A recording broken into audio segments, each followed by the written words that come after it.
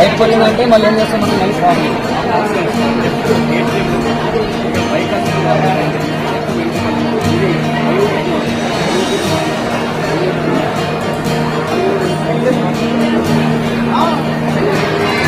Animals and there homes అండి.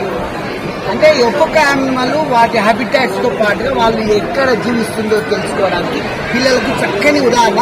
1 to 5th వరకు ఎలాంటి ఎవరితో నేర్చుకుంటారు పిల్లలు. ఎట్లా అంటే డాగ్కు కెనెల్ అని, లయన్కు డెన్ అని పిల్లలకు బాగా తొందర రావడానికి ఇది కారణం.